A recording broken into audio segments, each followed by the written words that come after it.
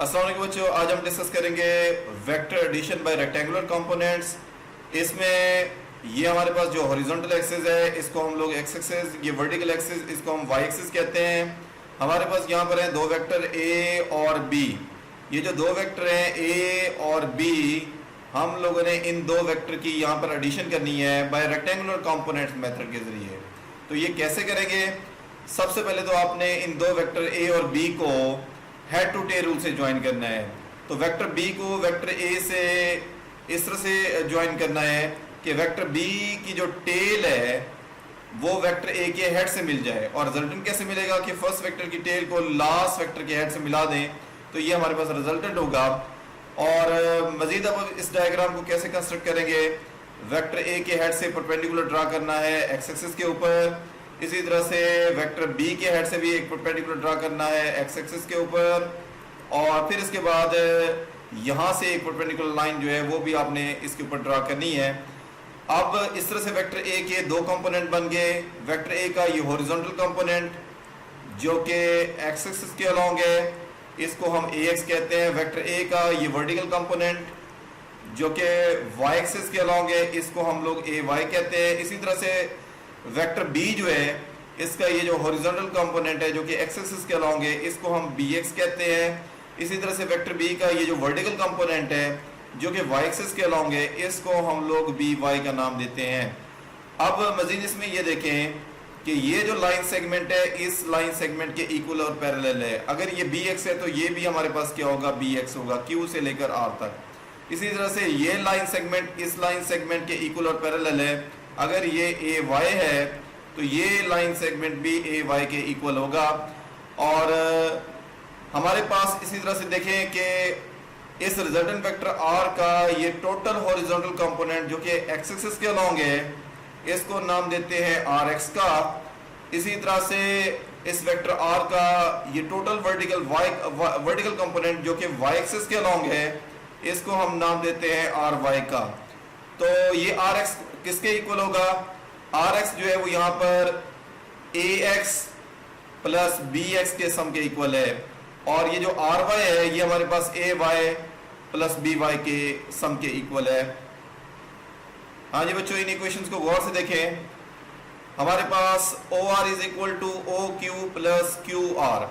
और यहाँ पर ये हमारे पास यहाँ से यहाँ तक लेंथ ओ आर है, यहाँ से यहाँ तक ये हमारे पास क्यू आर है। और इन दोनों का सम करें तो वो हमारे पास ओ आर के इक्वल है। तो इसलिए हमने यहाँ पर कहा है कि O R is equal to O Q plus Q R के, यानी कि ये वाली लेंथ और प्लस ये वाली लेंथ जो है, इन दोनों को ऐड करें तो ये टोटल लेंथ ओ आर के इक्वल हो जाएगा। और ओ आर किसके इक्वल है? ओ आर जो है ओ से लेकर आर तक ये जो टोटल लेंथ है ये हमारे पास आर एक्स के इक्वल है।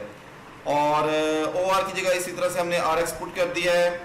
और ओ क्यू जो है वो हमारे पास ए एक्स के इक्वल है। इसी तरह से क्यू आर जो है वो हमारे पास यहाँ पर बी एक्स के इक्वल है। तो ये बच्चों हमने क्या किया है? तो ओ आर की जगह ए एक्स और क्यू आर की जगह बी एक्स जो है वो यहाँ पर हमने पुट कर दिया है। तो इस तरह से ये फार्मूला हमारे पास बना, R X is equal to A X plus B x.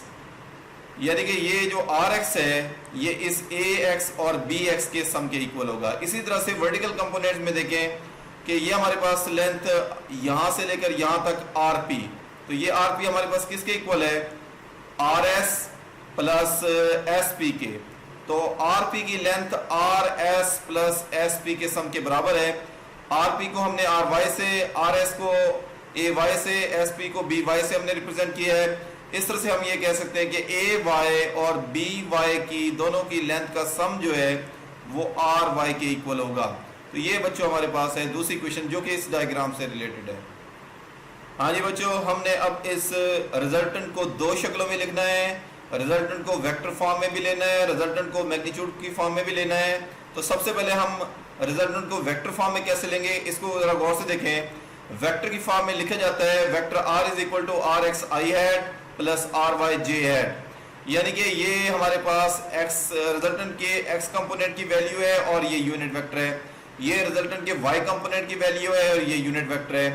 तो किसी भी मैग्नीट्यूड को यूनिट वेक्टर से मल्टीप्लाई करने से ये हमारे पास टोटल आर एक्स कंपोनेंट बन जाएगा। इसी तरह से वाई कंपोनेंट की मैग्नीट्यूड को यूनिट वेक्टर से मल्टीप्लाई करने से ये वाई के अलोंग जो है वो हमारे पास वेक्टर बन जाएगा, और ये एक्स के अलोंग वेक्टर और वाई के अलोंग वेक्टर का सम जो है वो हमारे पास रिजल्टेंट वेक्टर के इक्वल होगा। अब आर एक्स हमने पिछली इक्वेशन में देखा था कि ए एक्स प्लस बी एक्स के बराबर था, तो ये हमने पुट कर दिया यहाँ पर। इसी तरह से आर वाई जो है वो हमने पिछली इक्वेशन में देखा था कि ए वाई प्लस बी वाई के इक्वल था, इसलिए हमने इसको यहाँ पर पुट कर दिया, तो ये हमारे पास फार्मूला यहाँ पर बन गया। इसके बाद हम डिस्कस करेंगे रिजल्टेंट को मैग्नीट्यूड की शक्ल में। इसके लिए हम यूज करते हैं पाइथागोरस थ्योरम, और पाइथागोरस थ्योरम को यूज करते हुए हमारे पास फार्मूला जो है वो एक्स कंपोनेंट का रिजल्टेंट के एक्स कंपोनेंट का स्क्वायर प्लस रिजल्टेंट के वाई कंपोनेंट का स्क्वायर और होल का रूट, तो ये हमारे पास इस तरह से मैग्नीट्यूड बनती है। और एक्स कंपोनेंट आपको पता है कि हमने पिछली इक्वेशन में पढ़ा था इक्वेशन 1 में कि ए एक्स प्लस बी एक्स के बराबर है, तो आर एक्स की जगह हमने ए एक्स प्लस बी एक्स लिखा है। इसी तरह से आर वाई की जगह हमने ए वाई प्लस बी वाई लिखा है, तो ये हमारे पास रिजल्टेंट की मैग्नीट्यूड हमें इस फार्मूले से मिल जाएगी। इसके बाद हम बात करेंगे एंगल की। तो ये जो हमारे पास रिजल्टेंट है ये पॉजिटिव एक्स एक्सिस से क्या एंगल बना रहा है, इस एंगल को कैसे कैलकुलेट करेंगे। इसके लिए हमारे पास फार्मूला होता है theta is equal to tan inverse of Y component divided by X component, यानी कि हम लोग रिजल्टेंट के वाई और एक्स कंपोनेंट की जो रेशियो होगी उसका अगर हम टेन इनवर्स ले तो इससे हमें एंगल थीटा मिलेगा। तो और आपको ये पता है कि हमने पिछली इक्वेशन 1 में देखा था कि आर वाई जो है वो इक्वल था ए वाई प्लस बी वाई के, और आर एक्स इक्वल था ए एक्स प्लस बी एक्स के। तो आर वाई और आर एक्स की जगह हमने उनकी वैल्यूज जो है वो यहाँ पर पुट कर दी हैं, और फाइनली हम इस इक्वेशन को इस तरह से राइट कर सकते हैं। और इसके बाद हमारे पास वेक्टर जो है वो जरूरी नहीं कि हमारे पास दो से ज्यादा वेक्टर की सूरत में मैग्नीट्यूड फाइंड आउट करने के लिए फार्मूले को जो है वो इस तरह से लिखा जा सकता है, और इसी तरह से दो से ज्यादा वेक्टर की एडिशन की सूरत में एंगल फाइंड आउट करने के लिए फार्मूले को जो है वो इस तरह से लिखा जा सकता है। हाँ जी बच्चों, वेक्टर एडिशन में रेक्टेंगुलर कंपोनेंट के ये कुछ स्टेप है, इनको फॉलो करते हुए हम लोगों ने ये वेक्टर्स की एडिशन करनी होती है रेक्टेंगुलर कंपोनेंट्स के जरिए। तो सबसे पहला पॉइंट जो है वो आप देखें, find X and Y component of all given vector. तो हमारे पास जो भी कोई भी जितने भी वेक्टर होंगे उनके हम लोगों ने एक्स और वाई कंपोनेंट फाइंड आउट करने होते हैं। और इसके बाद जो है दूसरा पॉइंट जो है वो हमारे पास है find X component R X of the resultant vector by adding the X component of all vector, यानी कि हमारे पास जितने भी वेक्टर हैं उनके आप एक्स कंपोनेंट फाइंड आउट करें और उनका सम कर लें। और दूसरे नंबर पे जितने भी हमारे पास वेक्टर हैं उनके वाई कंपोनेंट फाइंड आउट करें और उनका सम कर लें। और इसके बाद हमारे पास जो फाइनल रिजल्टेंट होगा उसकी मैग्नीट्यूड के लिए हम लोग ये फार्मूला यूज कर सकते हैं। और डायरेक्शन मालूम करने के लिए ये फार्मूला जो कि हमने इससे पहले पढ़ चुके हैं तो ये हम यूज करते हैं। हाँ जी बच्चों, इसके बाद हम बात करेंगे क्वाड्रेंट की। तो ये हमारे पास हॉरिजॉन्टल एक्सिस आमतौर पर एक्स एक्सिस कहलाता है, और ये हमारे पास यहाँ पर ये वाला जो पॉइंट है ये ओरिजिन है। ओरिजिन के इस साइड पे जो एक्स एक्सिस होगा ये पॉजिटिव एक्स एक्सिस होगा, ओरिजिन के इस साइड पे जो एक्स एक्सिस होगा ये नेगेटिव एक्स एक्सिस होगा। और इसी तरह से वर्टिकल एक्सिस को वाई एक्सिस कहते हैं। इस पॉइंट से ऊपर की तरफ ये जो वाई एक्सिस होगा ये पॉजिटिव वाई एक्सिस होगा, और इसी तरफ से इस सेंट्रल पोजीशन के नीचे की तरफ ये जो वाई एक्सिस होगा ये नेगेटिव वाई एक्सिस होगा। और ये बच्चों हमारे पास है फर्स्ट क्वाड्रेंट। फर्स्ट क्वाड्रेंट के अंदर एक्स कंपोनेंट भी पॉजिटिव होता है और वाई कंपोनेंट भी पॉजिटिव होता है, और जो कि आपको यहाँ पर दिखाई दे रहा है। ये हमारे पास है सेकंड क्वाड्रेंट, ये वाला। सेकंड क्वाड्रेंट के अंदर हमारे पास एक्स कंपोनेंट जो है वो नेगेटिव होता है, लेकिन वाई कंपोनेंट जो है वो पॉजिटिव होता है। तो एक्स कंपोनेंट नेगेटिव है और वाई कंपोनेंट पॉजिटिव है। तो ये बच्चों हमारे पास है थर्ड क्वाड्रेंट, ये वाला। थर्ड क्वाड्रेंट के अंदर एक्स कंपोनेंट भी नेगेटिव होता है और वाई कंपोनेंट भी नेगेटिव है। एक्स कंपोनेंट भी और वाई कंपोनेंट ये दोनों ही नेगेटिव होते हैं। और ये हमारे पास है फोर्थ क्वाड्रेंट। फोर्थ क्वाड्रेंट के अंदर एक्स कंपोनेंट तो पॉजिटिव होता है, लेकिन वाई कंपोनेंट जो है वो क्या होता है, वो नेगेटिव होता है। तो ये हमारे पास फर्स्ट क्वाड्रेंट, ये हमारे पास सेकंड, ये हमारे पास थर्ड, और ये हमारे पास फोर्थ क्वाड्रेंट। और इसकी यहाँ पर ये कुछ समरी दी हुई है, इसको अगर आप गौर से देखें, फर्स्ट क्वाड्रेंट के अंदर यानी कि इस क्वाड्रेंट के अंदर एक्स और वाई कंपोनेंट दोनों ही पॉजिटिव होंगे, और इस क्वाड्रेंट के अंदर थीटा जो है वो फाई के बराबर होता है। ये हमारे पास सेकंड क्वाड्रेंट है। सेकंड क्वाड्रेंट में एक्स कंपोनेंट जो है वो नेगेटिव होता है, वाई जो है वो पॉजिटिव होता है। इसमें थीटा फाइंड आउट करने के लिए हमारे पास इक्वेशन यूज की जाती है, थीटा इज इक्वल टू 180 - 5। इसी तरह से हमारे पास थर्ड क्वाड्रेंट के अंदर देखें दोनों ही कंपोनेंट नेगेटिव होते हैं और इसमें अगर कोई भी वेक्टर एग्जिस्ट करेगा तो उसका एंगल थीटा मालूम करने के लिए फार्मूला यूज होता है theta is equal to 180 plus 5। और इसी तरह से फोर्थ क्वाड्रेंट के अंदर कोई अगर वेक्टर एग्जिस्ट करता है तो उसका एंगल मालूम करने के लिए फार्मूला यूज किया जाता है theta is equal to 360 minus 5। और फाई जो है वो एक स्मॉल एंगल होता है जो हमेशा एक्स एक्सिस से क्लॉकवाइज या एंटी क्लॉकवाइज लिया जाता है, लेकिन थीटा जो है वो हमेशा पॉजिटिव एक्स एक्सिस से एंटी क्लॉकवाइज लिया जाता है। मजीद इसको समझने के लिए नेक्स्ट डायग्राम को देखें। हाँ जी बच्चों, क्वाड्रेंट्स को मजीद समझने के लिए ये डायग्राम गौर से देखें। तो ये हमारे पास फर्स्ट क्वाड्रेंट है जिसमें एक्स एक्सिस भी पॉजिटिव है और वाई एक्सिस भी पॉजिटिव है।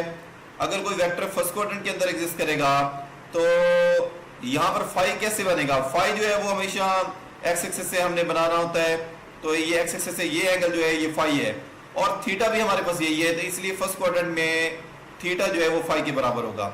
ये हमारे पास सेकंड क्वाड्रेंट है।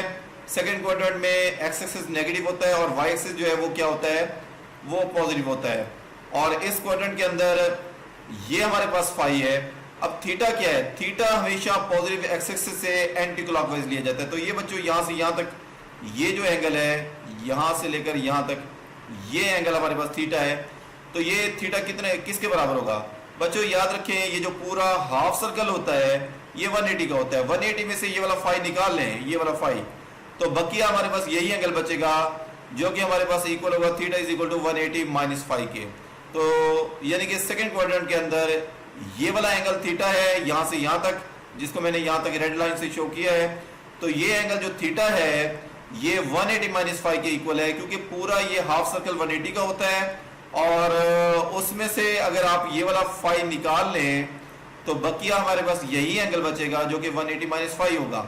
और बच्चों इसके बाद हमारे पास आ जाए थर्ड क्वाड्रेंट। थर्ड क्वाड्रेंट में ये जो हमारे पास एक्स एक्सिस है ये भी नेगेटिव होता है और वाई एक्सिस जो है ये भी नेगेटिव होता है। यानी कि अगर वेक्टर कोई थर्ड क्वाड्रेंट में लाई करता होगा तो ये हमारे पास एंगल फाई है। अब थीटा क्या है? थीटा तो हमेशा हमने पॉजिटिव एक्सिस से लेना होता है, तो पॉजिटिव एक्सिस से टोटल ये एंगल कितना होगा? तो बच्चों मेरी बात सुने, तो ये यहाँ से यहाँ तक ये हमारे पास 180 का हाफ सर्कल है जो कि 180 का होता है और ये एंगल जो है वो फाई है। तो टोटल एंगल जो है वो हमारे पास कितना बन गया? 180 प्लस 5। यानी कि ये इसमें हम ये कह सकते हैं कि ये यहाँ से यहाँ तक 180 है और यहाँ से यहाँ तक ये फाई है। तो ये टोटल एंगल यहाँ से यहाँ तक 180 और ये हमारे पास जो है वो फाई है। तो टोटल ये एंगल बन गया 180 प्लस 5।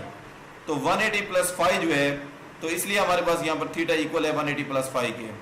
और ये लास्ट क्वाड्रेंट यानी कि फोर्थ क्वाड्रेंट में अगर आप गौर से देखें, इसमें एक्स एक्सिस तो पॉजिटिव होता है लेकिन वाई एक्सिस जो है वो यहाँ पर क्या होता है? नेगेटिव होता है। और इसमें जो है थीटा कैसे फाइंड आउट करते हैं? थीटा बराबर होता है 360 माइनस 5 के। तो बच्चों यहाँ पर ये वाला एंगल जो है ये हमारे पास है फाई का, लेकिन हमने थीटा जो है वो तो हमेशा पॉजिटिव एक्स एक्सिस से और वो एंटी क्लॉकवाइज लेना होता है। तो ये हमारे पास टोटल एंगल कितना होगा? ये जो मैंने रेड लाइन की ड्रा की है, तो ये जो टोटल एंगल है जो रेड लाइन से मैंने ड्रा किया है ये हमारे पास 360 माइनस 5 होगा, क्योंकि वो उसकी वजह ये कि पूरा सर्कल जो है कंप्लीट वो 360 का होता है। और उसमें से अगर आप ये फाई इतना पोर्शन एंगल का निकाल दें तो बकिया हमारे पास यही एंगल बचेगा जो कि 360 माइनस 5 के बराबर होगा। तो बहुत शुक्रिया।